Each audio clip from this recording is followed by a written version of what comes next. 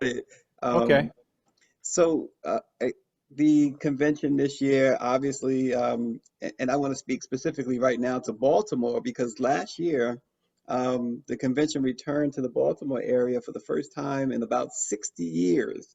And Hmm. now we it has to be virtual for obvious reasons, but I say obvious reasons, but I'm going to let you say the reasons why it has to be virtual. Sure. So, where are we starting from? Are you recording? Do you want to record? Are you taking notes? How are you doing? Yes, I am recording. Okay. So yeah, so let me go through the history if you don't mind, and Yeah. in this way you can take what you need. Back in February, the organization Jehovah's Witnesses informed the congregations that in the midst of the emerging pandemic, the congregations would have to take new measures in order to meet. And so those measures included limited use of the Kingdom Hall, signage, sanitation. And as the weeks progressed, very quickly, within the first week of March, those became much more stringent until in the early March, meetings were limited to small groups. But then in mid-March, so this was a very dynamic situation, the branch committee in the United States decided to shut down all Kingdom Halls, all public meetings, and all public ministry. And so that was the first time in our history that all public gatherings had been suspended for a period of time. As you know, our meetings then moved to a virtual platform, and there was great anticipation as to what now would happen with regional conventions, what would happen with our annual conventions. Because Jehovah's Witnesses, without an annual convention, it's almost unheard of, because it's not only our signature as an organization around the world, but it also is something that most Jehovah's Witnesses look forward to each year. It's something that's very special. Right. But there was anticipation. What are we going to do? And so, of course, the branch committee and the governing body headquarters, they were watching the situation on a daily basis, monitoring on a daily basis, as they still are, to determine how to proceed. And in early April, pretty quickly, actually, after the shutdown of public meetings, the decision was made that we would not have our typical regional convention. So that was a major decision for a number of reasons. One reason is because right in the United States branch alone, we have 688 conventions. So there was a great impact on congregations, on communities, on cities. It also would have a spiritual impact. But looking forward, the brothers knew that a decision had to be made, and it had to be made in not a reactive fashion, but a proactive fashion. And here's why. None of us knew that we'd be in the middle of July and the pandemic would be raging. Right. Most people thought that by now it would at least be under control. Perhaps it would continue to decline as the curve would flatten and decline as the summer months came. That is not the case. But nobody could have foreseen that, because remember, we have conventions starting in May and around the world all the way to November, and conventions were canceled around the world, public conventions. The Ye- key, Go though, ahead. to this were really two issues. And it's interesting that these two issues are really what drive Jehovah's Witnesses in all that we do. One, of course, is our view of the sacredness of life, the sanctity of life. And so life trumps a place, a building. Life transcends the matter of our desire to meet together, our personal desire. Life is really paramount. And we recognize that even if one life were taken because of a public meeting, it would be one too many. The Right. second issue was love of neighbor, and is love of neighbor. Because we love our brothers and sisters, but we also love our communities. We love our neighbors in our communities. And so when you think about carrying the pandemic, becoming a spreader event, all those, the specter of that is something that is contrary to love of neighbor. So those two principles, the sanctity of life, love of neighbor, they're at the very root and foundation of why these decisions were made.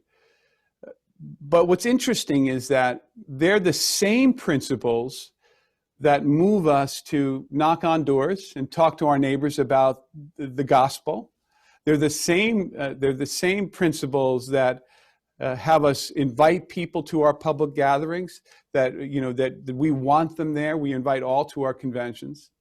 Those same principles that drive us to do our public ministry and to hold public conventions are the very principles that have moved us to stop them. Right. And so the key for us is maintaining a safe environment for all.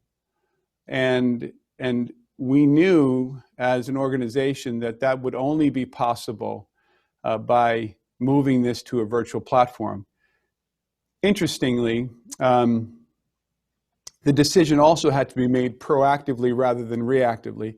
If the brothers waited for May or June to make this decision, then we wouldn't have what we have today. And what we have today basically is the ability for the entire earth of people, of Jehovah's Witnesses, all of us in 240 lands, to be unified in experiencing the convention together on 6 weekends during this summer.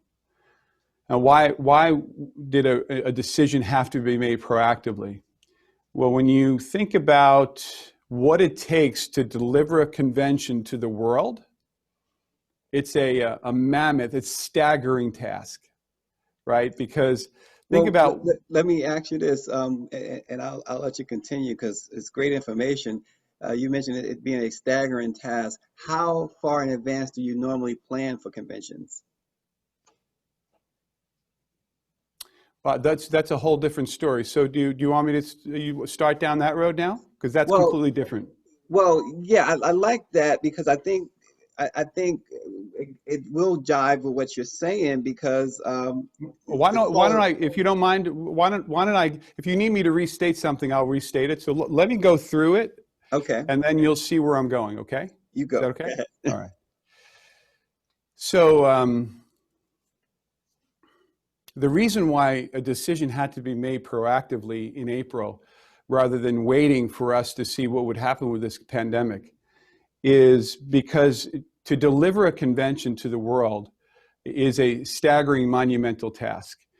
Typically, it's done on a regional basis. So, for example, in the United States branch territory, we have 688 conventions in somewhere around 100 languages.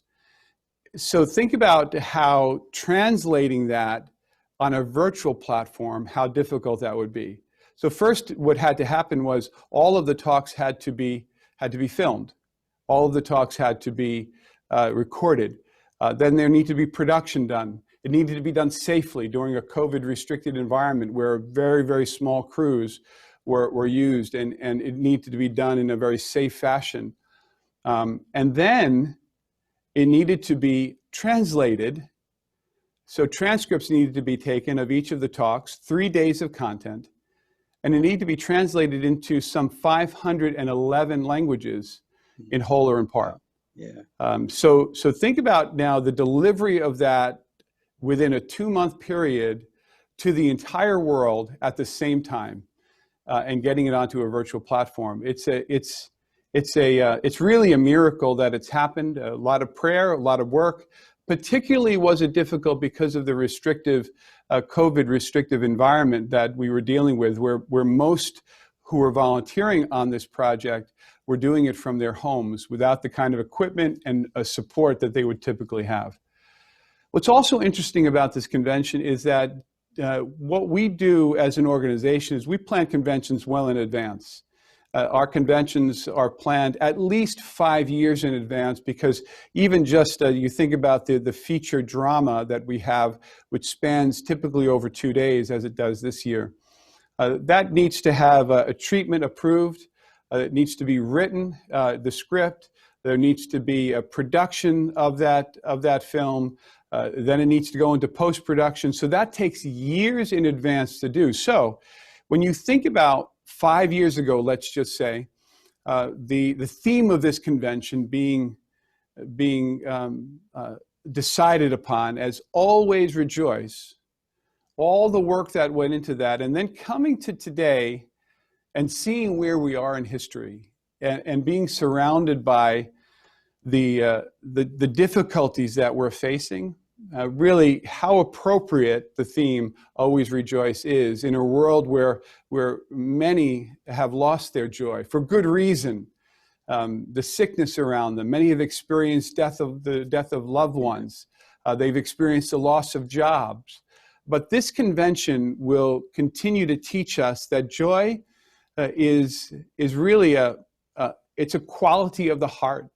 It's something that we have inside, even when things around us may be crumbling. And this message for our communities is absolutely vital and so timely. Yeah, so You can kind of ask me whatever questions you want now. That's kind of the story. well, brother, you answered many of the questions in that dissertation there, if I may. But you also mentioned about the planning. Again, you answered my question about 5 years in advance is amazing. So this pandemic happens, and you only have a couple of months. You mentioned that that you had individuals in their own homes. How does that work? I mean, how did you get that to work? How did the organization get that to work and work so well? Because we see others who plan maybe a year in advance for a virtual convention or conference, and it doesn't go off so well. So what's behind the success, I guess, is what I'm trying to ask you, of the conventions that Jehovah's Witnesses do?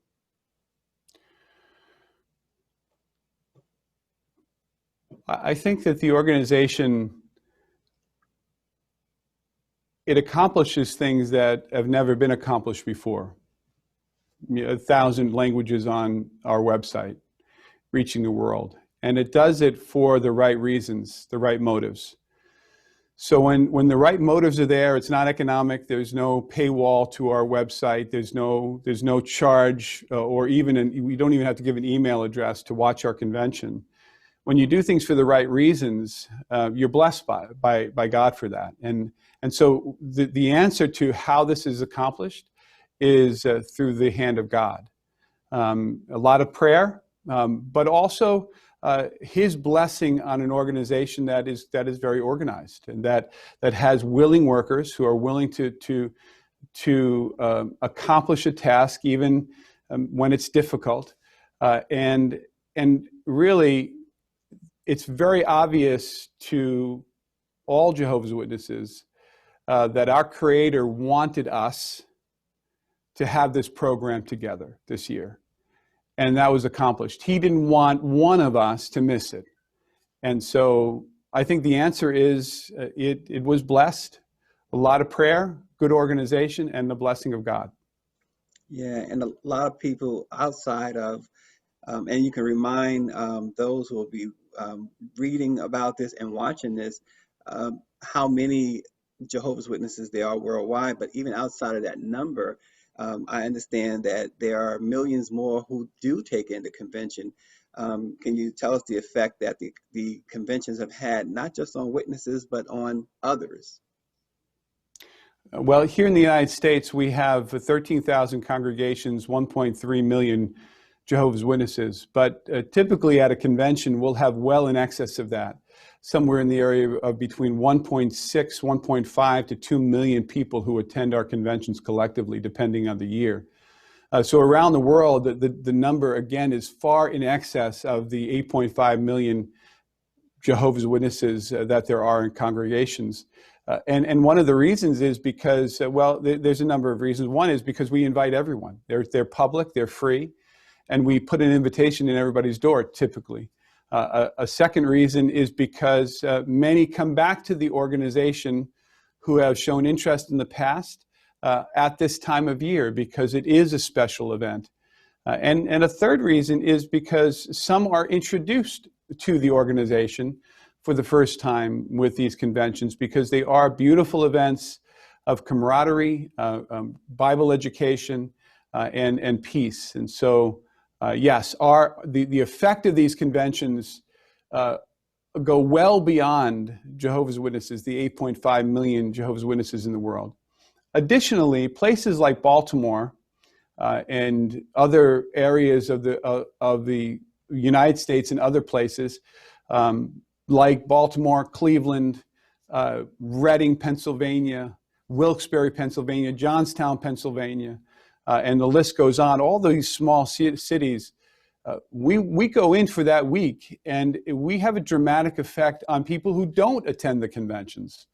So the great shout of praise that goes out to the organization and to our God as a result of these conventions really reach in the tens of millions who are affected in some way.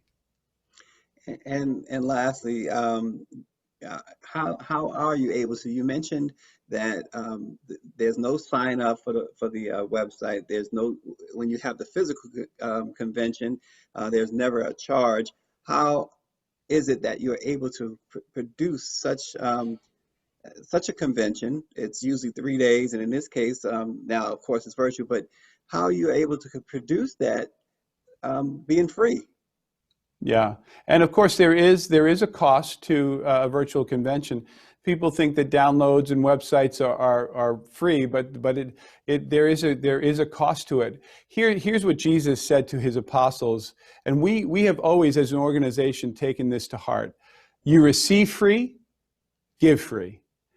And when you think about that principle, that is what has guided this organization from the beginning. And so with that motive in mind, with establishing that principle, we're blessed by the support of voluntary donations, those who not only are giving money, but like the volunteers around the world who translated into 511 languages, they gave their time, their expertise. There's a lot of giving going on in this organization, but none of it is coerced, none of it is forced, and none of it is asked for. It is simply a part of a motivation of their heart, and they're moved to do that. So really, it's just the amazing contributions that everybody makes, both in a monetary way and also in just giving of themselves. Sounds wonderful to me. And last thing is to, I know it's in the press release, but just so I'll make sure no mistakes. Spell your name for me. Your last name. Hendricks. Hendriks, no C. And and I'm the spokesman for the United States branch, U.S. spokesman. Great. Well, hey, I appreciate you taking out the time. No problem. It's a blessing. And Mikhail will have the task of